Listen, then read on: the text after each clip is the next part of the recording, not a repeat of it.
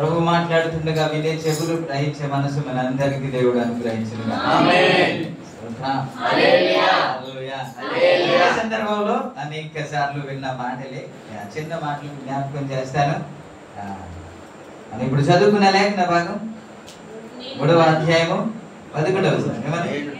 నేను త్వరగా వచ్చుచున్నాను, ఎవడునూ నీ కిరీటమును అపహరించుకున్నట్లు నీకు కలిగిన దానిని గట్టిగా పట్టుకొనుము.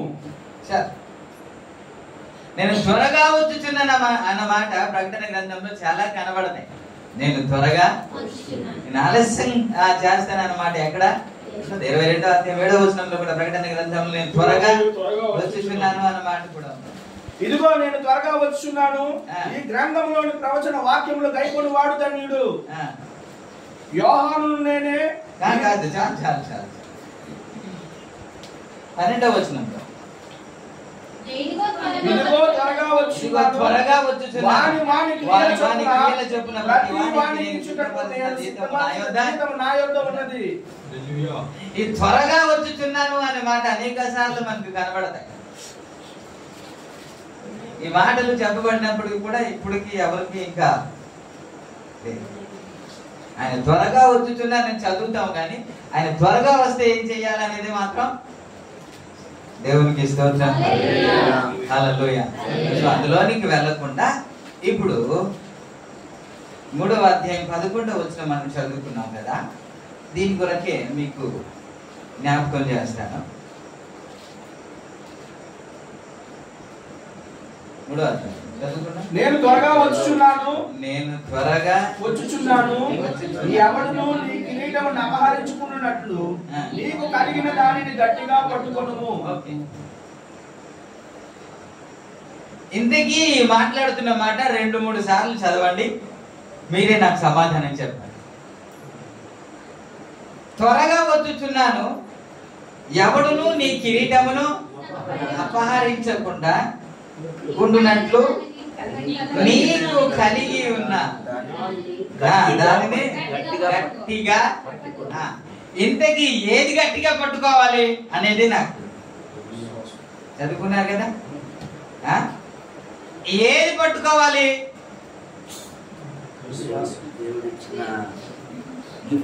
ఎక్కడికెక్కడ ఇక్కడే ఇప్పుడు చదువుకున్నాం కదా, చదువుకున్న దాన్ని బట్టే మాట్లాడదాం. మన అవుట్లైన్ ఎందుకంటే మళ్ళా వద్దాం. అంటే కిరీటం పక్క కిరీటం అక్కడ రాయబడింది, మళ్ళీ చదవండి పని. నేను త్వరగా వచ్చుచున్నాను, ఎవడును నీ కిరీటము అపహరించకుండాట్లు నీకు కలిగిన దానిని గట్టిగా పట్టుకొనుము. ఇంతకి ఇప్పుడు చెప్పండి, ఏది కలిగిన దాన్ని, ఇంతకి కలిగింది ఏంటి అనేది కావాలి. కలిగినదే పట్టుకోవాలి. కలిగినది కానీ పట్టుకోపోతే కిరీటము, ఎందుకు కిరీటం మనం కలిగి ఉండలేదు సుమా. ఇక్కడ నుంచి వెళ్ళిపోతే అక్కడ మనకి కిరీటం దొరుకుతుంది. మన యాత్ర సమాప్తం చేస్తే మనకి కిరీటము దొరుకుతుంది. కానీ ఇప్పుడు మన చేతిలో మాత్రం కిరీటము ఉందా? లేదు. కానీ ఏది గట్టిగా పట్టుకోమన్నాడంటే కలిగి ఉన్నది. అంతేనా? అంతేనండి, కలిగినది. అసలు కలిగినది ఏంటి?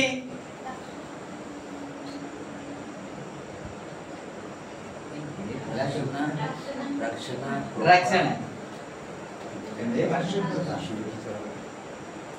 మళ్ళీ చదవండి, వారి ప్రకటన గ్రంథంలోనూ అక్కడ కలిగినది అన్న. ఇంతకి ఏది కలిగినది? ఏది గట్టిగా పట్టుకోవాలా? ఇంతకి గట్టిగా పట్టుకోవాలంటే ఎవడైనా దొంగతనం చేస్తాడా? ఇలా 10 సార్లు అడిగితే ఉన్నది కూడా మర్చిపోయి రైట్ అనేది కూడా తప్పు చెప్పేసి దేవునికి స్తోత్రం. హల్లెలూయా. ఇక్కడ ప్రభునామానికి మహిమ కలుగును. కలిగేను, కలిగి ఉన్నది అన్నమాట నేనేమంటానంటే తలంతు అంటాను. ఏంటి తలంతు? ఏంటండి తలంతు? గట్టిగా పట్టుకోవడం ఏంటి చెప్పండి. ఇప్పుడు కలిగినదే తలంతు, కలిగినది ఏంటంటే చెప్పలేదు, పోనీ చెప్పాం తలంతు అని నేర్చుకున్నాం కదా. మరి గట్టిగా పట్టుకోవడం ఎలా?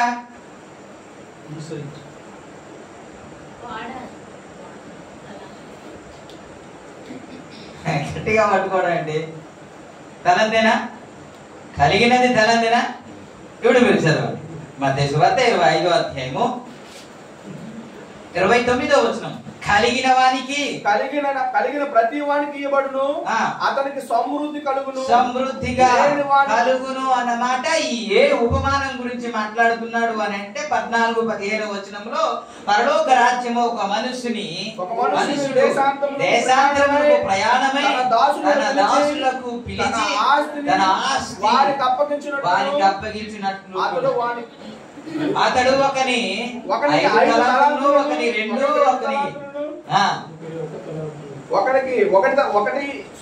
ఒకటి ఎవని సామర్థ్యము చొప్పున వానికిని ఇచ్చి వెంటనే దేశాంతరము పోయేను అన్నమాట. ఈ తలాంతులకే ఏమన్నాడంటే కలిగిన వానికే ఇవ్వబడును. 28 చదివితే 28 ఆ తలాంతును వాని యొద్ద నుండి తీసివేసి 10 తలాంతులు గల వానికి ఇయుడి అంటూ కలిగిన వానికే ఇవ్వబడును. కలిగినది అంటే ఏంటి అంటే ఇప్పుడు కలిగినది ఏంటి అంటే కలిగినది అంటే తలాంతు కదా కలిగి ఉన్నాడు. ఏం కలిగి ఉన్నాడు? తలాంతు కలిగి ఉన్నాడు కదా. దేవుడు తలాంతు ఇచ్చాడు. ఇప్పుడు ఎవడైతే 1 తీసుకున్నాడో ఆ 1 తీసుకున్నవాడు గట్టిగా పట్టుకున్నాడో వదిలేశాడా? ఎవడైనా దొంగతనం చేశాడా? ఎక్కడైనా పడేశాడా? అంటే గట్టిగా పట్టుకోమన్నాడుగా. నేను త్వరగా వచ్చుచున్నాను కాబట్టి నీ కిరీటమును పోకుండానట్లు నీకు కలిగినది గట్టిగా పట్టుకున్నాడు కదా. ఇప్పుడు 1వ తలంతి ఎవడైతే 1 పొందుకున్నాడో వాడిదే కదా. ఇప్పుడు 10 తలంతులు కలిగిన వారికి ఇచ్చేయమన్నాడు. అయితే వీడు గట్టిగా పట్టుకున్నాడా పోగొట్టుకున్నాడా? అంటే పోగొట్టుకోలేదు కదా, ఉంది కదా ఆడి దగ్గర, ఉందా లేదా? మరి గట్టిగా పట్టుకున్నట్ట లేనట్ట? నేను గట్టిగా పట్టుకున్న దాని గురించి మాట్లాడుతున్నానే. గట్టిగా పట్టుకున్నాడు. ఎవడు దొంగతనం అయితే చేయలేదు, ఆడి దగ్గరే ఉంది. కానీ ఇంకో మాట మీ జ్ఞాపకం చేస్తా. చాలా మంది ఈ విధంగా ఆలోచిస్తున్నారు. నేను పరిశుద్ధంగా ఉన్నాను కాబట్టి పరలోక రాజ్యానికి వెళ్ళిపోతాను, నేను నీతిగా ఉన్నాను కాబట్టి పరలోక రాజ్యానికి వెళ్ళిపోతాను, నేను యథార్థంగా ఉన్నాను కాబట్టి పరలోక రాజ్యానికి వెళ్ళిపోతాను. మీరు యథార్థంగా ఉన్నా నీతిగా ఉన్నా మీరు పరలోక రాజ్యాన్ని వెళ్ళండి. ఓకే, అదేంటి అని అంటారు. 1 తలాంతు తీసుకున్నవాడు కదా. 1 తలాంతులు తీసుకున్న వారి జీవితంలో ఇప్పుడు మీరు చదవండి 25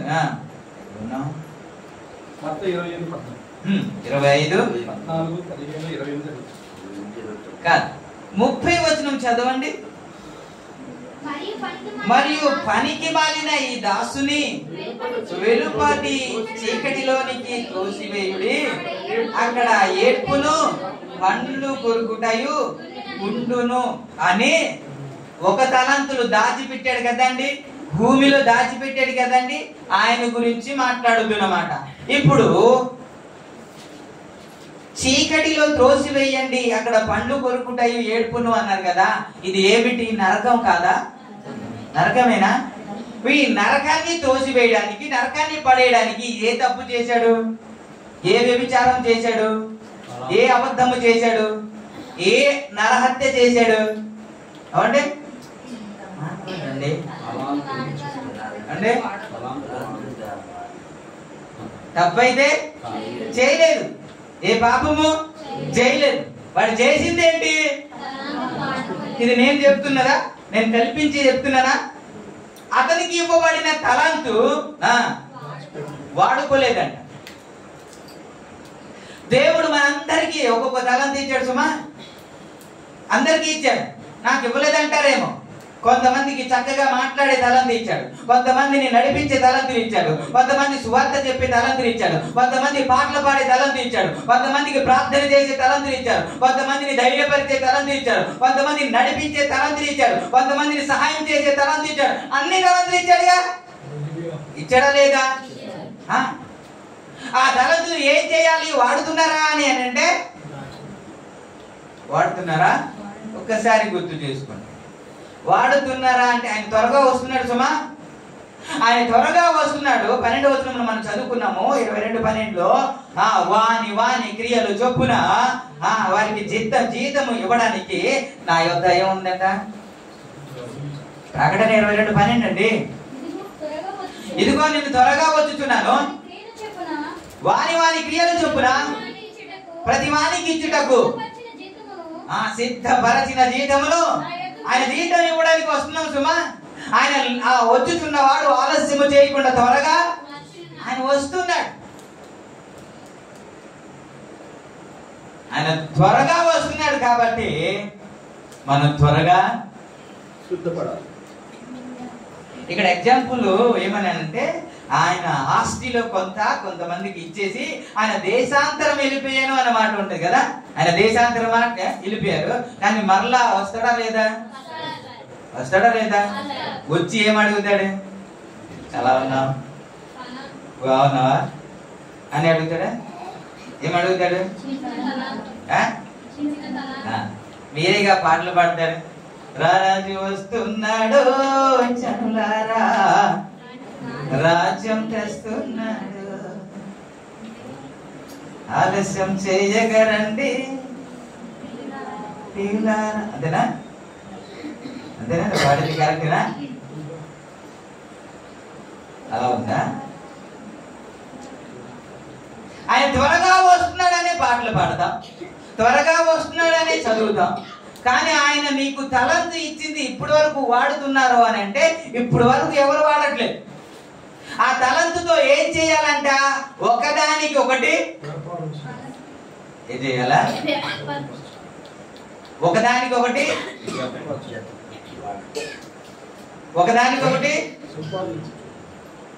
మాట్లాడలేదేంటి?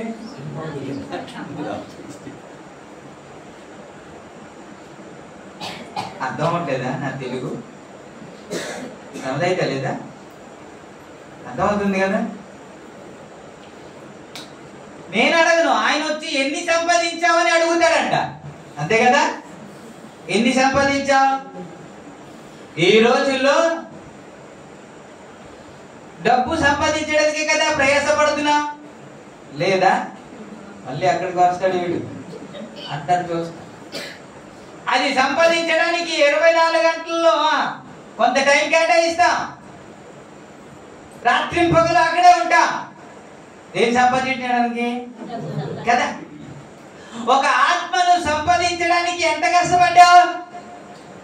మీ బంధువుల్ని హెల్ప్ చేయడానికి, సహాయం చేయడానికి, అది డబ్బు కావచ్చు, అది రుణం కావచ్చు, ఇంకొకటి కావచ్చు. ఆ సహాయం చేయడానికి ఎంత ప్రయాసపడ్డావు? ఎవరితో మాట్లాడావు? ఎంతమందితో మాట్లాడావు? ఇంతమందితో మాట్లాడి ప్రయాసపడ్డావు కదా. మరి ఒక ఆత్మను సంపాదించడానికి ఎంత కష్టపడ్డావు అని ఆయన అడిగితే, నేను కాదు, ఆయన అడిగితే ఏ సమాధానం చెప్తా? ఎంత టైం స్పెండ్ చేసామంటే ఏమని చెప్తా? లేదే.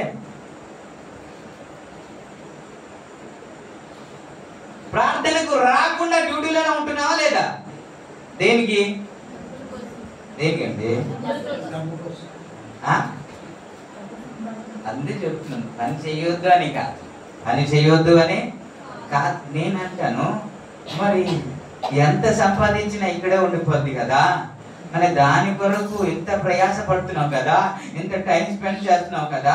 మరి దేవుడు నీకు తలంతు ఇచ్చాడు కదా, నీవు నడిపించగలవు కదా, నువ్వు సువార్త చెప్పగలవు కదా, అందరినీ ప్రభు చెంతకి నడిపించగలవు కదా.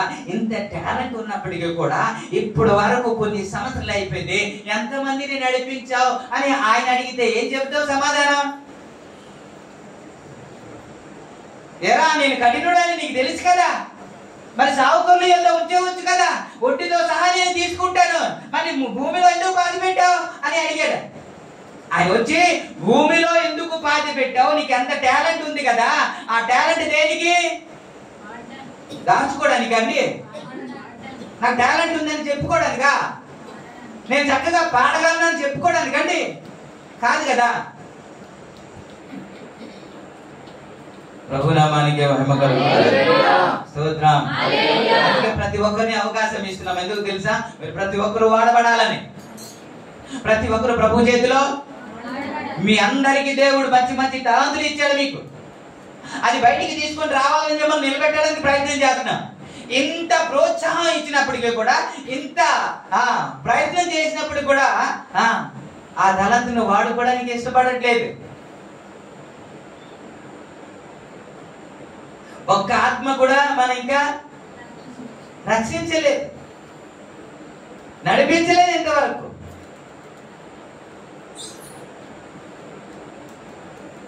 సంవత్సరానికి ఒక వ్యక్తికి నడిపిస్తే ఎంతమంది అవుతారు తెలుసా? ఎంతమంది ఉన్నాయి ఇక్కడ చెప్పండి. ఎంతమంది ఉన్నాడు? 30 మంది అనుకుందాం. 30 మంది అనుకుందాం. 12 నెలలండి, ఒక నెల కాదు. 12 నెలలకి ప్రయాసపడి ఒక వ్యక్తిని నడిపిస్తే ఇలా ఉంటుందా?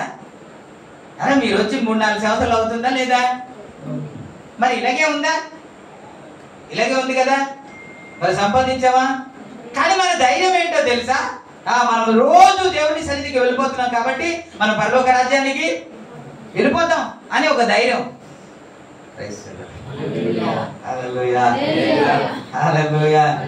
ఎంత పరిశుద్ధత ఉన్నప్పటికీ కూడా మన తలంతు కానీ దాచిపెట్టుకుంటే మన పరలోక రాజ్యాన్ని వెళ్ళలేం. కిరీటాన్ని కలిగినది గట్టిగా పట్టుకోమని దాని అర్థం ఏంటంటే ఉపయోగించమని. ఏంటంటే ఇస్తమాల్ కరు ఉపయోగించుకోవాలి. దినకరన్ గురించి మీకు బాగా తెలుసు కదా. ఆయన ఉద్యోగం బ్యాంక్ లో ఉద్యోగం చేసేవారు.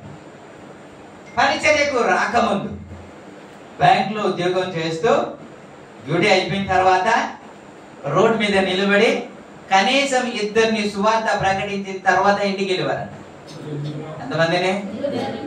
ఆయనకి బిరుదు ఏంటో తెలుసా? DGS దినకరన్కి బిరుదు ఏంటో తెలుసా?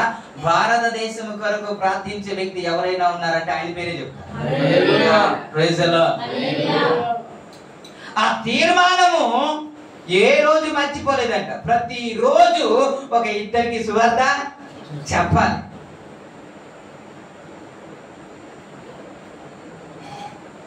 మరి అంతగా ప్రయాసపడ్డాడు. ఒక ఆయన మాట్లాడుతూ, పరలోకంలో వ్యత్యాసం ఉంటుందా, అందరూ సమానమా అని మాట్లాడుకుంటున్నాం. చెప్పండి మీరు, పరలోకంలో అందరు సమానమేనా, వ్యత్యాసం ఏమైనా ఉంటుందా? సమానమే. దినకరన్లాగా మీరు నేను కష్టపడ్డామండి, అంత పరిచర్య చేసామండి, అపోస్తుల్లాగా హతసాక్ష్యం చేయబడుతున్నామండి, దెబ్బలు తింటున్నామండి, కాబట్టి కష్టమైన నష్టమైన పక్కన పెట్టేసి, భార్య పిల్లలు పక్కన పెట్టేసి అన్ని త్యాగం చేసి పరిచర్యలోకి వచ్చేసారు. మీరు ప్రార్థనకు రమ్మంటేనే రావట్లేదు కదా, సహవాసానికి రమ్మంటే రావట్లేదు కదా. మరి వాళ్ళకి మనకి వ్యత్యాసం లేదా? వాళ్ళకి మనకి కిరీటం తేడా లేదా? వాళ్ళకి మనకి ఉండదా? అందరికి సమానమే అంటే 8 గంటలకు రమ్మంటే 9 గంటలకు వచ్చినట్టు కూడా సమానమే. 9 గంటలు అంటే 10 గంటలకు. అక్కడైతే ఆమె అనేటప్పుడు కొంతమంది వస్తారు. పాపం మాస్టర్ గారు వాక్యం చెబుతూ ఉంటారు చెప్పేసి కళ్ళు మూసుకోండి ప్రార్థన చేసుకోండి అనేటప్పుడు కొంతమంది వస్తారు. ఇప్పుడు చెప్పండి, వీళ్ళు కూడా సమానమేనా?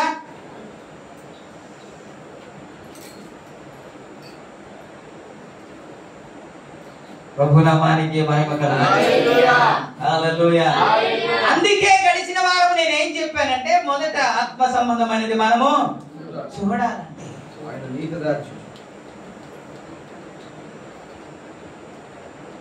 దావీదు ఎందుకు అలాగన్నాడో తెలియదు కానీ, నువ్వు ఆశీర్వదిస్తే అది ఎన్నటికి అప్పటికే రాజు ఆయన, అప్పటికే ఆయనకి ధనం ఉంది, అప్పటికే ఆయన ఆస్తి ఉంది, దేశంలో ఉన్న ప్రతి వనరులు ఆయనదే. రాజు తప్ప ఇంకో ధనవంతుడు ఇంకొకడు ఉండడు. అలాంటి ఆస్తిపరుడు, అంత ధనం ఉన్నప్పటికీ కూడా ఆయన మాట్లాడుతున్న మాట ఏంటో తెలుసా? నువ్వు ఆశీర్వదిస్తే ఏంటి, ఆల్రెడీ ఉందిగా ఆశీర్వాదం. నేనేమంటానంటే నువ్వు తెచ్చిన ప్రతిదీ దేవుడు ఆశీర్వదించకపోతే ఎలా వచ్చిందో, ఆయన ఆశీర్వదిస్తేనే అది ఎన్నటెన్నటికి ఆశీర్వాదకరంగా ఉంటుంది. 127వ కీర్తనలో వ్రాయబడినట్లు కొంతమంది వేకువనే లేచి చాలా రాత్రి అయిన తర్వాత పండుకొనొచ్చు, పని పని పని, ఉద్యోగం ఉద్యోగం, వ్యాపారం అని కష్టపడుతున్నారు. కానీ ఏముండట్లేదంట. అక్కడ వ్రాయబడిన మాట, మీరు వేకువనే లేచి చాలా రాత్రి అయిన తర్వాత పడుకొనుచు కష్టాజీతమైన ఆహారము తినుచుండుట వ్యర్థమే. తన ప్రియులు నిద్రించుచుండగా దేవుడు వారికి, కొంతమంది నిద్రాహారం మానేసి కష్టపడుతున్నారు, కొంతమంది హాయిగా పడుకుంటున్నారు. అంటే వీళ్ళు పనిపాటు చేయట్లేదని కాదు, ఉద్యోగము చేస్తున్నారండి, వ్యాపారము చేస్తున్నారండి, పనులకు వెళ్తున్నారు. కానీ దేవుని సన్నిధి మాత్రము వారికి తెలుసు, నేను ఎంత కష్టపడినా ఆయన ఆశీర్వదించకుండా ఏమీ. కనీసం ఒక ఇల్లు అయినా సంపాదించాలనే ప్రయత్నం ఎంతంత కాదు కదా అంటే లేదా? ఎవరికి ఆశ లేదా? ఒక్క ఇల్లు అయినా దాని కొరకు ఎన్నో కష్టపడతాం. రూపాయి రూపాయి రూపాయి రూపాయి దాచిపెట్టుకొని రాత్రి పగలు కష్టపడతాం కదా. నేనంటాను, ఒక్క ఆత్మను సంపాదించడానికి ఎంత కష్టపడ్డారు? ఒక్కసారి మీ గుండె మీద చేసుకొని చెప్పండి. మీరు అలా చెప్పుకోగలిగితే మీరే పరలోక రాజ్యంలో ఉంటారు. మత్తయి సువార్త 28వ అధ్యాయంలో 19వ వచనంలో ఒక మాట వ్రాయబడి ఉంటుంది. కాబట్టి మీరు వెళ్ళి సమస్త జనులకు శిష్యులుగా చేయుడి, తండ్రి యొక్కయు కుమారుని యొక్కయు పరిశుద్ధాత్మ యొక్క నామములో వారికి బాప్తిస్మం ఇచ్చును. ఓకే చా. మార్కు సువార్త 16వ అధ్యాయం 15వ వచనంలో మీరు సర్వలోకమునకు వెళ్ళి సువార్త ప్రకటించుడి అన్నమాట. మీరు సర్వలోకమునకు వెళ్ళి సర్వ సృష్టికి సువార్త ప్రకటి. 2 మాటలు మీకు వినిపించాను. ఒకటి, మీరు మత్తయి సువార్తలో ఏంటి 19లో మీరు అనేకులకు శిష్యులుగా చేయండి అన్నాడు. మార్కు సువార్తలో మీరు సువార్త ప్రకటించండి అన్నాడు. ఇంతకీ రెండిట్లో ఏది కరెక్ట్ అండి? రెండిట్లో ఏది కరెక్ట్? ఇక్కడేమో మీరు సర్వలోకానికి వెళ్ళి సువార్త ప్రకటించండి మార్కు సువార్త, మీరు శిష్యులుగా చెయ్యండి అన్నమాట మత్తయి సువార్త. ఈ రెండిట్లో ఏది కరెక్ట్ అండి? 2 కరెక్ట్ కదా, 2 కరెక్ట్. ఇప్పుడు మనం ఏం చేస్తున్నామంటే సువార్త ప్రకటిస్తున్నాం కదా, లేదా సువార్త ప్రకటిస్తున్నాం అనుకుందాం, కొంతమంది ప్రకటించలేదు అనుకుందాం. ఇప్పుడు ప్రకటించాలంటే బహిరంగ సువార్త చాలా ఇబ్బందిగా ఉంది కాబట్టి మీకు తెలిసిన వారిని పర్సనల్ గా చెప్పొచ్చు, దేవుని గురించి, దేవుని ప్రేమ గురించి చెప్పొచ్చు, నీ సాక్ష్యం చెప్పొచ్చు. అంతేగాని ఎవరిని గురించి మనం కించపరచే అవసరం లేదు. మన దేవుని గురించి, మన దేవుని గొప్పతనాన్ని గురించి ప్రకటించవచ్చు. ఆ స్వేచ్ఛ మనకి ఉంది.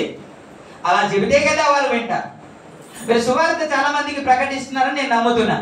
ఒకవేళ ప్రకటించకపోతే ఖచ్చితంగా మనం ప్రకటించాలి.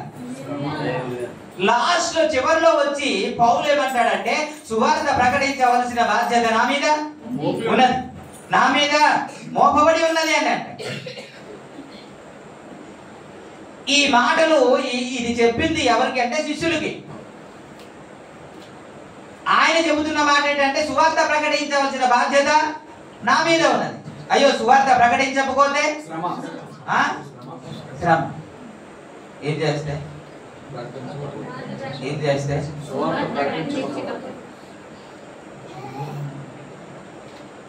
వాక్యం సత్యమేనా? జరుగుద్దా? స్తోత్రం. ప్రకటిస్తున్నావా? లేదుగా. అపోస్తలుల కార్యం 14వ అధ్యాయంలో 21వ వచనంలో ఈ విధంగా ఉంటుంది. వారు ఆ పట్టణంలో సువార్త ప్రకటించి అనేకులను శిష్యులుగా చేసిన తర్వాత లుస్త్రకును ఇకోనియకును అంతియోకును తిరిగి వచ్చిరి అన్నమా కదా. మనం మత్తయి సువార్తలో మార్కు సువార్తలో వ్రాయబడిన 2 మాటలు ఇక్కడ కనబడతాయి. ఈ 2 మాటలు మనకు కనబడతాయి. ఏమిటి? మత్తయి సువార్తలో శిష్యులుగా తయారు చేయండి అన్నారు. మార్కు సువార్తలో సువార్త ప్రకటించండి అన్నారు. సువార్త ప్రకటించడం చాలా ఈజీ అండి. సువార్త ప్రకటించడం చాలా ఈజీ. ఎవరినైనా చెప్పొచ్చు, ఎవరైనా చెప్పొచ్చు. కానీ శిష్యులుగా తయారు చేయడము అంత ఈజీ కాదు. మీరు ఇప్పుడు మరలా చదవండి, ఇప్పుడు అర్థమవుతుంది. అపోస్తలుల కార్యము 14:21లో వారు ఆ పట్టణంలో సువార్త ప్రకటించి అనేకులను శిష్యులుగా. ఇప్పుడు సువార్త ప్రకటించగానే శిష్యులుగా అయిపోతారండి? అయిపోతారా? శిష్యులుగా అవ్వాలంటే ఏం చేయాలి? శిష్యులు అవ్వాలంటే ఏం చేయాలి అంటే సువార్త ప్రకటించిన తర్వాత శిష్యులు. ఇప్పుడు మీరే ఏదో పని చేస్తున్నారండి, ఏదో ఉద్యోగం చేస్తున్నారండి. మీకు ఒక శిష్యుడిగా తయారు అవ్వాలనంటే ఎంత టైం పడుతుంది? ఎంత టైం స్పెండ్ చేయాలా? ఎంత నేర్పించాలా? ఎంత ఓపిక ఉండాలి? ఎంత దగ్గరుండి వారికి నేర్పించాలి కదా. మరి దేవునికి శిష్యులుగా చేయాలి అని అంటే అంత ఈజీ కాదు కదా. అంత టైం స్పెండ్ ఎక్కడ చేస్తున్నాం మనం? ఎవరిని శిష్యులుగా తయారు చేశాం? అసలు సువార్తయే ప్రకటించలేదు కదా. సువార్త ప్రకటించలేదు, శిష్యులుగా ఎలా తయారు చేస్తాం?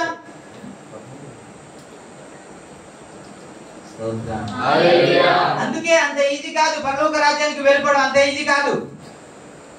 ప్రభువుని నమ్ముకున్న వెంటనే పరలోక రాజ్యానికి వెళ్ళిపోతాం అనుకోవడం మన భ్రమ. ప్రతిదానికి దేవుడు జవాబిచ్చాడు. ప్రభునామానికి మహిమ కలుగుగాక. మంచి మంచి తలంత ఇచ్చాడండి. దేనికి తెలుసా? ఆ తలంతులు వాడుకోవడానికి. అందుకే వాడుకోవడానికి మీకు అవకాశం ఇస్తున్నా. ప్రార్థన చేసే తలంతు దేవుడు మీకు ఇచ్చాడు. అందుకే మీ ప్రార్థన చేయడానికి రమ్మంటున్నా. ప్రార్థిద్దాం, కలిసి రండి అని చెబుతున్నా. అయినా చాలా మంది రావట్లేదు. ప్రభునామానికి మహిమ కలుగుగాక. పాటలు పాడే తలంతు చాలా మందికి ఉన్నాయి. రండి పాటలు పాడతా అంటున్నా.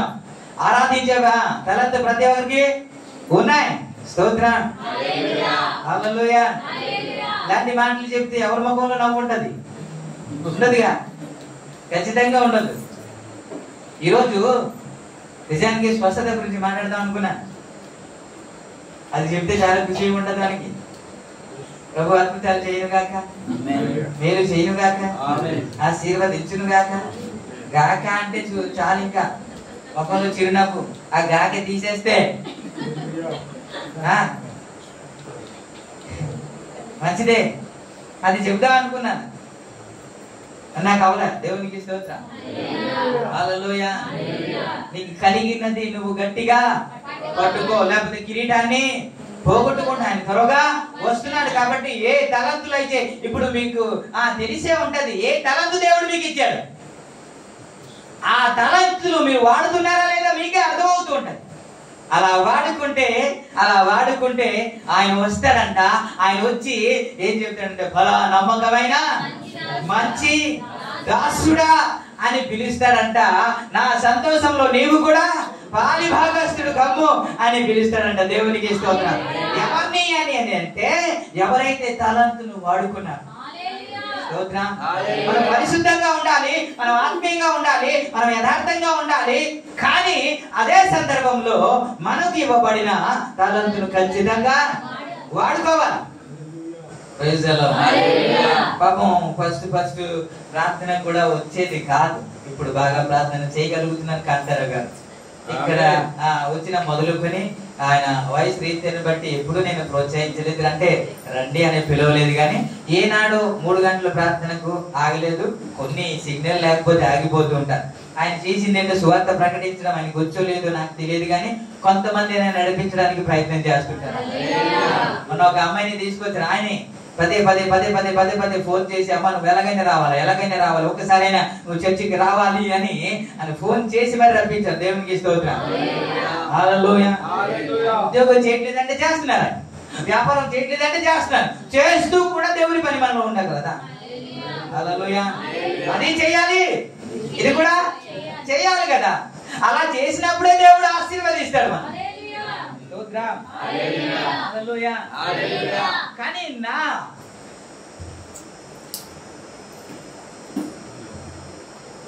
నా బాధ ఏంటి అని అంటే, ఉద్యోగంలో పడిపోయి దేవుని పని మర్చిపోతాను.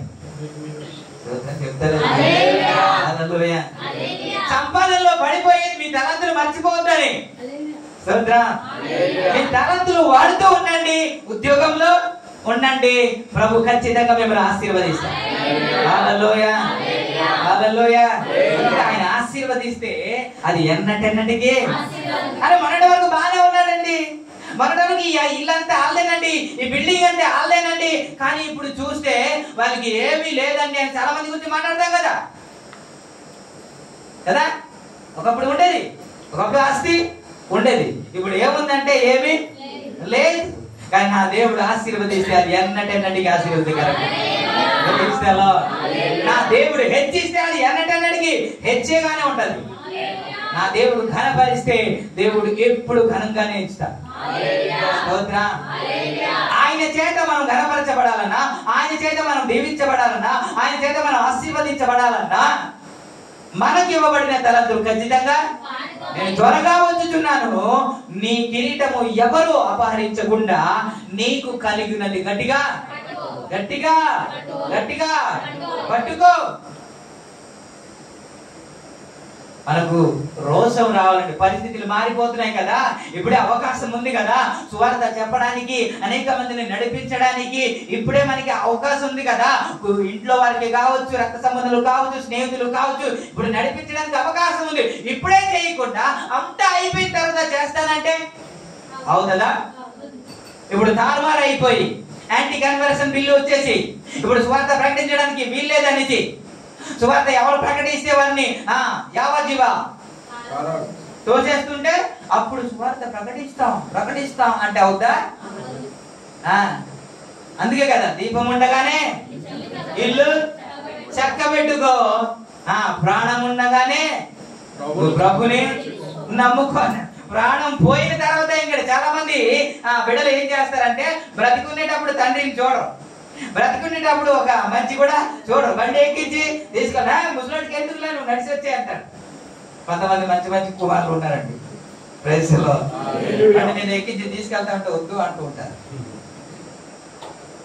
సో ఇలా ఉన్నారు వీళ్ళు. తండ్రి బ్రతికునేటప్పుడు ఏమీ చూడరు, కానీ చనిపోయిన తర్వాత మాత్రం బిర్యానీలు, మటన్ అది బాగా ఇష్టం అని. బతికుండేటప్పుడు ఏదైనా చేయాలి, బ్రతికుండేటప్పుడే ప్రేమించాలి, అవకాశం ఉండేటప్పుడే జ్ఞానవంతులు ఎవడు అవకాశం ఉండేటప్పుడే సద్వినియోగం చేసుకుంటాడు కదా. వాడబడ్డానికి ఇదే సమయం. మీరు ప్రభు చేత వాడబడ్డానికి ఇదే సమయం, ప్రార్థన చేయడానికి ఇదే సమయం. మంచం మీద పడిన తర్వాత ప్రార్థన చేయలేదు ఇంకా. అంటే దేవుడు మనకి మంచి కాలు చేతులు ఇచ్చాడు కదండి, మనం చూడగలుగుతున్నాం, మాట్లాడగలుగుతున్నాం కదా. అనేక మంది ఉన్నారు, మీరు యూట్యూబ్ లో చూస్తున్నారో లేదో తెలియదు, కానీ అలాగా మరుగుజ్జిగా ఇలా ఉండిపోయింది, మంచానికి పరిమితమైంది. మైక్ పట్టుకొని నాకు గాని నోరు ఇస్తే దేవుడు నేను మాట్లాడి సువార్త ప్రకటిస్తానని చెబుతుంది ఆవిడ. మనం చక్కగా మాట్లాడగలం, దేనికి సువార్తకు వాడం. భర్తను శాసించడానికి కానీ, పిల్లల్ని శాసించడానికి కానీ, అర్థను దీనికే వాడతాం. నాకు నోరుంటే దేవుని సువార్త ప్రకటిస్తాను. పిఎస్ స్వామి గారు శ్రీకాకుళం, ఆయన మంచి సాక్ష్యం చెబుతారు. ఆయన ఒక ప్రాంతానికి సువార్త ప్రకటించడానికి వెళ్తే మోసుకుంటూ తీసుకొచ్చారంట ఒక ఆమెని. తీసుకొచ్చిన తర్వాత అమ్మా దేని కొరకు నేను ప్రార్థన చేయాలి అని అంటే ఇతను అనుకున్నారంట, అయ్యా నేను బాగోవాలని, నేను స్వస్థత పొందాలని నా కొరకు ప్రార్థన చేయండి అని అంటాదేమో అని అనుకున్నారంట. ఆవిడ చెప్తుందంట, అయ్యా నేనైతే రక్షించబడ్డాను కానీ మా నాన్నగారు ఇంకా రక్షించబడలేదు, మా నాన్నగారు ఇంకా రక్షించబడలేదు, మా నాన్నగారు రక్షణ కొరకు ప్రార్థన చేయండి అని. దేవునికి ఇష్టం. నలుగురు మూసుకుని వస్తే అనారోగ్య పరిస్థితిలో ఉంటూ ఎవరి గురించి ప్రయత్నం చేస్తుంది, దేని గురించి ప్రయత్నం చేస్తుంది అంటే స్వస్థత గురించి, మేలు గురించి, ఆరోగ్యం గురించి కాదంట. దేని గురించి అంటే ఒక వ్యక్తి రక్షించబడాలి. స్తోత్రం. హల్లెలూయా. ఆ తర్వాత కొన్ని రోజుల తర్వాత వాళ్ళ నాన్నగారు రక్షించబడ్డారంట. రక్షించబడిన తర్వాత తరచుగా లెటర్ రాసేవారంట వాళ్ళ నాన్నగారు. ఇప్పుడు చెబుతూ ఉంటే రాసేవారు. ఆ తర్వాత కొన్ని రోజులకి లెటర్ రావడం కూడా మానేసి ఏమైంది, చనిపోయిందేమో అనుకున్నారంట. మళ్ళీ ఆ ప్రాంతానికి వెళ్ళినప్పుడు అక్కడికి వెళ్ళి చూస్తే ఆమె గుర్తుపట్టలేని పరిస్థితిగా మారిపోయింది. చాలా నీరసం అయిపోయింది, సన్నగా అయిపోయింది, చిన్నగా అయిపోయింది. అప్పుడు వెళ్ళి అడిగితే మాట్లాడుతుందంట, ఏ అమ్మా నువ్వు చనిపోయామో అనుకున్నావు, నువ్వు లెటర్ రాసినారా, నాకు ఎప్పుడైతే రాలేదు అని అంటే ఆమె చెబుతున్న మాట ఏంటంటే, నాన్నగారు ఉండేవారు, అప్పుడు రాసేవారు, కొన్ని నెలల క్రితమే నాన్నగారు చనిపోయారు, నేనే ప్రార్థన చేశానండి అని. అంటే కొన్ని అనారోగ్య పరిస్థితులు బాధపడుతుంటే, ప్రభువా ఆ పాపని నాన్నగారే చూడాలి, ఇప్పుడు ఏం చేయలేని పరిస్థితిలో నాన్నగారు ఉంటుండగా ఆ పరిస్థితిని చూసి ప్రభు మా నాన్నగారిని తీసేసుకోండి అని ప్రార్థన చేసిందంట. ఆ సాక్షి చెప్తుంది, మా నాన్నగారిని తీసేసుకోండి అని ప్రార్థన చేశానయ్యా, మా నాన్నగారు ప్రభు దగ్గరికి వెళ్ళిపోరయ్యా అని మాట్లాడుతుంది. ఆమె చెబుతున్న సాక్ష్యం ఏంటి అని అంటే, దానికి పెన్షన్ వస్తుందంట. పెన్షన్ వచ్చిన తర్వాత ఒక నడవలేదు కదా, నడవలేని పరిస్థితిలో ఒక రిక్షా వ్యక్తిని పిలుస్తుందంట. పిలిచేసి ఆ రిక్షా మీద కూర్చోబెట్టి, అయ్యా నాకు సెంటర్కి తీసుకెళ్ళండి అయ్యా అని చెబుతుందంట. ఆ సెంటర్కి తీసుకెళ్ళిన తర్వాత అక్కడ ఆ రిక్షా మీద ఉంటూనే అందరికి సువార్త ప్రకటిస్తుందంట. సువార్త ప్రకటించిన తర్వాత అతనికి ఎంత కావాలో అంత ఇచ్చేసి మరలా ఇంటికి వచ్చేస్తుందంట. ఇలా సువార్త ప్రకటించిన తర్వాత అనేక మంది దైవ సేవకులుగా తయారయ్యారంట. ఒక సభకి వెళ్ళిన తర్వాత ఆ సభ కన్వీనర్ పాస్టర్ గారు మాట్లాడుతూ, మా ఆత్మీయ తల్లి ఉందంట, మా ఆత్మీయ తల్లి ఉందండి, ఇదిగో ఆమె వలన మాత్రమే నేను రక్షించబడి ఇప్పుడు పరిచర్య చేస్తున్నాను. ఆ పరిచర్య ఇంతగా అభివృద్ధిలోనికి వచ్చిందంటే ఇదిగో ఆ తల్లి చేసిన ప్రార్థన అని ఆమెను చూపించాడంట. దేవునికి హల్లెలూయా, హల్లెలూయా. నడవలేని వాళ్ళు సువార్త ప్రకటిస్తా ఉంటే, మాట్లాడలేని సువార్త ప్రకటించడానికి ఆశపడతా ఉంటే, అన్నీ ఉన్నాయి కదా లేదా? అన్నీ ఉన్నాయి కదా. అన్నీ ఉన్నప్పటికీ కూడా సువార్త మనము ఇందాక కీర్తన ధ్యానంలో దేవుడు క్షమిస్తున్నాడని, ఆయన కృపగల దేవుడు అని మనకు సహాయం చేస్తున్నాడు కాబట్టి మనం ఆయనకి కృతజ్ఞతాస్తుతులు చెల్లించాలని మనం విన్నాం కదా. మరి ఇన్ని ఆరోగ్యం ఇచ్చిన ఆ దేవునికి ఏం చేస్తున్నా? ఏమి చేయి. ఇంతగా కష్టపడి పోషిస్తున్న మీ తల్లిదండ్రులకి ఒకానొకటప్పుడు ఉద్యోగం చేసి సంపాదించి పోషించాలి కదా. అందుకే కదా మిమ్మల్ని ఇప్పుడు పోషిస్తున్నారు, అందుకే కదా మిమ్మల్ని చదివిస్తున్నారు. ఇప్పుడు చక్కగా చదివిన తర్వాత, చదువంతా అయిపోయిన తర్వాత ఉద్యోగానికి వెళ్లకుండా ఇంట్లో కూర్చొని అమ్మా నాన్న తీసుకొస్తుంటే తినేసి కూర్చుంటే సంతోషిస్తారా తల్లిదండ్రులు? చెప్పండి. ఏమండి? ఏం సంపాదించకుండా ఇప్పుడు ఎలాగైతే తింటున్నాడో అప్పుడు కూడా అలాగే తింటూ ఉంటే మీరు సంతోషిస్తారా? చెప్పండి. తల్లిదండ్రులారా సంతోషిస్తారా? మరి మీరు సంతోషించకపోతే ఆయన కాపాడుతున్నాడా లేదా? ఆయన రక్షిస్తున్నాడా లేదా? ఆయన పోషిస్తున్నాడా లేదా? కదా. మరి అన్ని చేస్తున్న దేవునికి ఆయన పని చేయకపోతే ఆయన సంతోషిస్తాడా, బాధపడతాడా?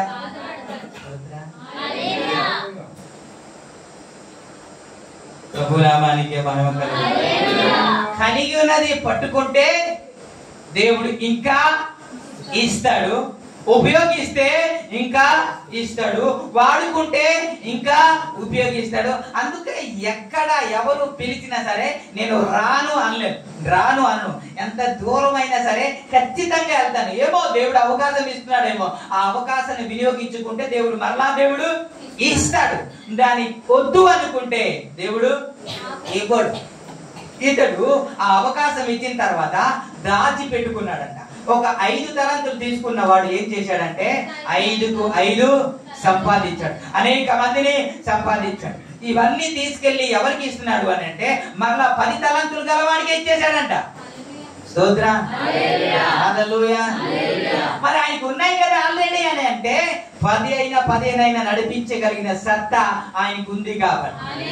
Praise the lord. కష్టమైన నష్టమైన నువ్వు ప్రార్థన మానవు కాబట్టి, కష్టమైన నష్టమైన సహవాసము మానవు కాబట్టి దేవుడు మరలా నీకే అనుగ్రహిస్తాడు. Praise the lord. చీటికి మాటికి మానేస్తా ఉంటే, చీటికి మాటికి ఆగిపోతూ ఉంటే, ఏదో సాకు చెప్పి ఆగిపోతుంటే వారికి ఆ దేవుడు అప్పగిస్తాడు. మీరు చెప్పండి, వారికి ఆ దేవుడు మరలా అప్పగిస్తాడు. సంఘంని అప్పగిస్తారు వాళ్ళక, ప్రేయస్సుల్ని అప్పగిస్తారు వాళ్ళక, ఆరాధనను అప్పగిస్తారు వాళ్ళక. ఎవరిని అప్పగిస్తారు? నమ్మకంగా ఉన్నవారికి కదా. అందుకే కదా బల నమ్మకమైన మంచి దాసుడా. దేవుడు మంచితనాన్ని చూస్తాడు, నమ్మకత్వాన్ని చూస్తాడు.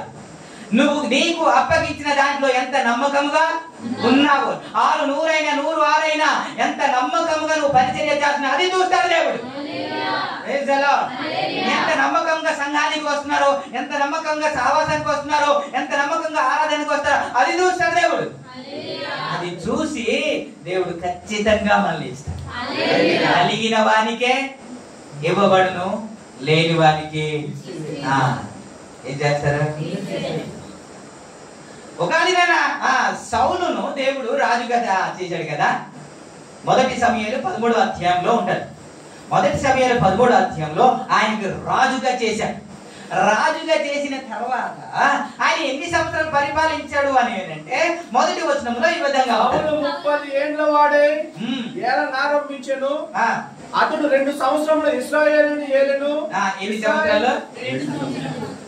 ఎన్ని? మీరు చెప్పండి, ఎన్ని సంవత్సరాలు ఏలాడు ఆయన? ఎన్నండి? 2. 10 సంవత్సరాలు అవుతుందండి క్రీస్తు నమ్ముకొని. ఎక్కువే అవుతుంది కదండి. మరి ఎన్ని సంవత్సరాలు ఆయన పరిపాలించాడు? నేను చెప్తే నేను ముగిస్తాను. అంటే 40 సంవత్సరాలు అంటున్నారు. ఇప్పుడు మీరు ఏం చదివారు అంటే 30 ఏండ్లు అంటే 30 సంవత్సరాలు ఉండేటప్పుడు ఆయన ఏలన ఆరంభించాడని ఉంటది. ఆయన 2 సంవత్సరాలు ఏలాడని ఉంది. ఈయనేమో 40 అంటున్నా. ఆయన వయసు 30. ఆయన ఏలేది 2 సంవత్సరాలనే ఉండేది. మీరు చెప్పండి అమ్మా.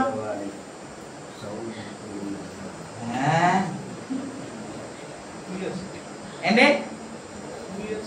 42 years. అపొస్తలుల కార్యం 13వ అధ్యాయం. అపొస్తలుల కార్యం 13వ అధ్యాయం 21వ వచనం.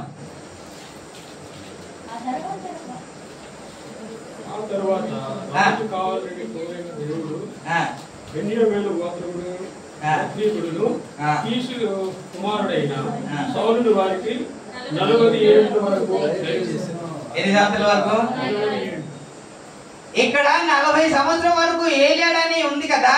మరి అక్కడ 2 సంవత్సరాలని ఎందుకు ఇచ్చాడు? నాకు అన్ని ప్రశ్న వస్తుంది, మీరేమైనా చెప్తారమ్మా. ఇక్కడేమో 40 అన్నారు కదండి, 40 కదా. 40 సంవత్సరాలు ఆయన ఏలియానని చెప్పారు కదా. మరి మీరు ఎక్కడా చూసినా ఏం ఉండదు, ఇంకా ఆయన 2 సంవత్సరాలు ఏలియాడని ఉంటది. మరి దీనికి దానికి అసలు ఏంటి, ఎందుకు అలా రాయాల్సి వచ్చింది? ఇక్కడ కూడా 40 సంవత్సరాలు ఏలియాడని చెప్పాలి కదా. మరి ఎందుకని ఇక్కడ 2 అని అక్కడ 40 అని ఉంది? రాయించింది పరిశుద్ధాత్మ దేవుడేగా. రాసేవారు చాలా మంది అయినప్పటికీ కూడా రాయించింది మాత్రం పరిశుద్ధాత్మ దేవుడే కదా. మరి ఇక్కడ 2 అని అక్కడ 40 అని ఎలా ఉంది? అయ్యో, అంటే మీరు చెప్తే మీకు వినబుద్ధి పుడుతుందని, మీకు ఇంట్రెస్ట్ ఉంది అని, మీరు వింటున్నారని నాకు అనిపిస్తుంది. ఇంకా 2 మాటలు చెప్పడానికి అవకాశం ఉంది. స్తోత్రం. హల్లెలూయా. హల్లెలూయా. 2 సంవత్సరాలు ఎందుకు రాయబడింది అంటే 2 సంవత్సరాలే దేవునికి ఇష్టడుగా పరిపాలన చేశాడు. మిగతావన్నీ చేశాడు, ఇంకా 38 ఉన్నాయి, కానీ తనకి ఇష్టమైనట్టు పరిపాలన చేశాడు ఆయన. మనము చేసేది ఆయన చిత్తానుసారంగా చేయాలి. ఆయన కౌంట్ లోనికి వచ్చేది ఏంటో తెలుసా? ఆయన చిత్తానుసారంగా మనం ఏం చేస్తామో అదే కౌంట్ లోనికి వస్తుంది. తనకు ఇచ్చిన అధికారాన్ని నిర్లక్ష్యం చేశాడు. దేవుడు రాజుగా చేస్తే అది నిర్లక్ష్యం చేశాడు. మీరు అదే 8వ వచనం నుంచి చదివితే సమూయేలు ఏం చెప్పాడంటే, నువ్వు 7 దినాలు ఆగి ఆ తర్వాత నేను వస్తాను, బలి అర్పించిన తర్వాత యుద్ధానికి వెళ్తుగాని అని చెబితే దైవ సేవకుడు చెప్పిన మాట కూడా పట్టించుకోలేదు. నువ్వు ఆగయ్యా అంటే 7 దినాలు ఆగిన తర్వాత ఇంకా తన స్వచిత్తాన్ని చేయడానికి ప్రయత్నం చేస్తున్నాడు. దైవ సేవకులే చేయాలి, యాజకులే చేయాలి, ఇప్పుడు సొంతంగా తానే చేయడానికి పూనుకున్నాడండి. బలి అర్పించడానికి పూనుకున్నాడు ఆయన. 15వ అధ్యాయంలో 13వ వచనంలో సమూయేలు ఇట్లా నేను నీ దేవుడైన యెహోవా నీకు ఇచ్చిన ఆజ్ఞను అది కాదు 15వ అధ్యాయం 3వ వచనంలో మనం చూసుకుంటే, నువ్వు పోయి కనికరింపక పురుషులేమి, స్త్రీలేమి, పిల్లలేమి, వృద్ధులేమి అందరినీ, పశువులు, జంతువులు మొత్తంని నాశనం చేయి అని చెప్పిన తర్వాత మీరు ఏం చేశారంటే కొన్ని శ్రేష్టమైనది తెచ్చుకున్నాడంటే అండి ఈయన. శ్రేష్టమైనది తెచ్చుకున్నాడంటే ఈయన. అందుకే యేసు ప్రభు మాట్లాడుతున్న 15వ అధ్యాయం 11వ వచనంలో, సౌలు నన్ను అనుసరింపక వెనుక తీసి నా ఆజ్ఞలను గైకొనకపోయిన గనుక అతని రాజుగా నిర్ణయించినందుకు నేను పశ్చాత్తాపపడుచున్నాను అని ప్రభు చెప్పిన మాట. దైవ సేవకుడు ఏమి చెబుతుంటే పట్టించుకోలేదు. దైవ సేవకుడు చెప్పిన ప్రకారంగా చేయలేదు. తన రాచరికాన్ని నిర్లక్ష్యం చేశాడు. దేవుడిచ్చిన పదవిని నిర్లక్ష్యం చేశాడు. ఇష్టానుసారంగా బ్రతికాడు. దేవుడు ఏం చేశాడు తెలుసా? ఇప్పుడు 13:13లో ఏమనుంటదంటే, సదాకాలము దేవుడు నీ రాజ్యాన్ని స్థిరపరచాలనుకున్నాడు అన్నమాట. ఒక 13వ అందుకు సమూయేలు నీ దేవుడైన యెహోవా నీకిచ్చిన ఆజ్ఞను గైకొనక నీవు అవివేకపు పని చేసితివి. నీ రాజ్యమును ఇశ్రాయేలు మీద సదాకాలం స్థిరపరచుటకు యెహోవా తలంచి ఉండెను, అయితే నీ రాజ్యము నిలవదు. 14 యెహోవా తన చిత్తానుసారమైన మనస్సు గలవాడని కనుగొని ఉన్నాడు. నీకు ఆజ్ఞాపించిన దానిని యెహోవా తన జనుల మీద అతన్ని అధిపతిగా నియమించాడు. ఇప్పుడు రాజరికం ఈ అధికారం ఎవరికి వెళ్ళిపోయింది? ఎవరికి వెళ్ళిపోయింది? ఇంతకీ రాజు ఎవరు ఉండాలి? సౌలు తర్వాత ఎవరు అవ్వాలి? టోటల్ గా మారిపోయిందండి. మీరు చూడండి, టోటల్ గా మారిపోయింది. ఇప్పుడు రాజు తర్వాత తన కుమారుడు అవ్వాలి. చెప్పాలంటే యోనాతానికి ఇవ్వాలి కదా. యోనాతానికి ఇవ్వకుండా ఇప్పుడు ఎవరికి? టోటల్ గోత్రమే మారిపోయింది, ఇంటి పేరే మారిపోయింది, వంశమే మారిపోయిందండి. ఇప్పుడు దాన్ని కొట్టివేసి రాజరికాన్ని తీసివేసి ఎవరికి ఇచ్చాడంటే తన చిత్తానుసారంగా జరిగే వ్యక్తిని తీసి. అందుకే కలిగిన వానికి ఇవ్వబడును, లేని వానికి తన యొద్ద నుండి తీసేస్తాడండి. కలిగినది గట్టిగా పట్టుకుంటే దేవుడు ఇంకా ఇస్తాడు. Praise the lord. మీరు కలిగినది ఉపయోగించుకుంటే దేవుడు ఇంకా వాడుకుంటాడు మీకు. Praise the lord. మీరు కలిగిన దాన్ని బట్టి నమ్మకంగా ఉంటే దేవుడు ఇంకా వాడుకుంటాడు మిమ్మల్ని. Praise the lord. కలిగిన దాన్ని ఉపయోగిస్తే ఆయన వచ్చేటప్పుడు బలా నమ్మకమైన దాసుడు అని పిలువబడతాం. Praise the lord. కలిగిన దాన్ని ఉపయోగించుకుంటే ఆయన సంతోషంలో మనం కూడా పాలిభాగస్తులు అవుతాం. కలిగినది ఉపయోగించకుండా అసలు పట్టించుకోకుండా దేవుడు ఇచ్చిన నీ తలంతులను పక్కన పెట్టేసి మట్టిలో దాచిపెట్టుకొని నీ స్వార్థానికే, నీ పని మీద, నీ వ్యాపారం మీద వీడు తిరుగుతూ ఉంటే ఆయన వచ్చేటప్పుడు చేసేది ఏంటి? వీడి కాలు చేతులు బంధించి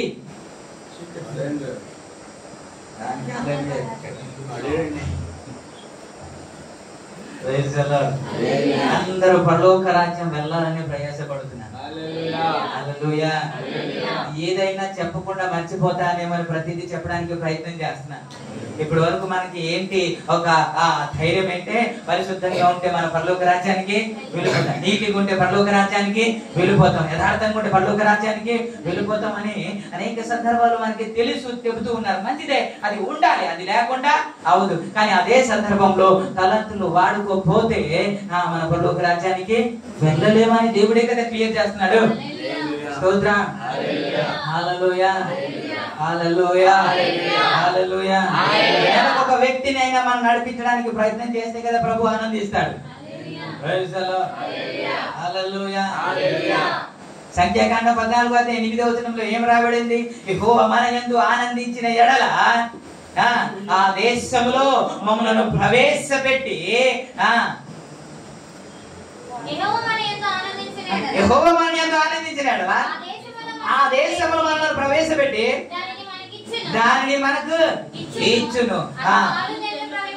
దేవునికి స్తోత్రం కలుగును. మన యందు దేవుడు ఆనందిస్తే ఖచ్చితంగా నీకు ఏది కావాలో అది ఇస్తాడు కదా. హల్లెలూయా. వాగ్దానం చేసిన ప్రతిదీ మనకి ఇస్తాడు కదా. మన యందు దేవుడు ఆనందించాలంటే, బలా నమ్మకమైన దాసుడాన్ని పిలవాలంటే మనం ఏం చేయాలి? పిల్లలకి ఇచ్చిన బాధ్యత పిల్లలు చేయాలి. మనకి ఇచ్చిన తలంతు మనము ఉపయోగించగా. Praise the Lord. హల్లెలూయా. నాకు ఏ తలంతు లేదంటారా? ఖచ్చితంగా అందరికి దేవుడు ఇచ్చాడు. ప్రతి ఒక్కరు పని చేయాలి సుమా. ఇది ఒక కుటుంబం కదా, ఇది ఒక కుటుంబం అండి. ఈ కుటుంబంలో అందరూ పని చేయాలి. అందరూ పని చేయాలి. కుటుంబంలో ఒక క్రమశిక్షణ ఉంది కాబట్టి తండ్రి ఉంటాడు, తల్లి ఉంటది, ఆ తర్వాత పిల్లలు ఉంటారు, అన్నదమ్ములు ఉంటారు, అక్క చెల్లెలు ఉంటారు కదా. ఇలాగే ఇక్కడ కూడా ఒక క్రమశిక్షణ ఉంది. అందరూ పని చేయాలి. దేవునికి ఇష్టం. అందరూ కష్టపడాలి. హల్లెలూయా. ఏ విషయంలో కష్టపడాలి? పరిచర్య విషయం. ఏ విషయంలో? పరిచర్య విషయం. సాధ్యమైతే ఇంకో రాకడ సందేశాన్ని జ్ఞాపకం చేస్తాను ప్రకటన గ్రంథంలో. కానీ ఈరోజు చిన్న మాట మీకు గుర్తు చేస్తున్నా. మీరు కలిగినది గట్టిగా పట్టుకోండి, అప్పుడే మీ కిరీటాన్ని మీరు పొందుకుంటారు. ప్రభు ఈ మాటలు ఆశీర్వదించారు.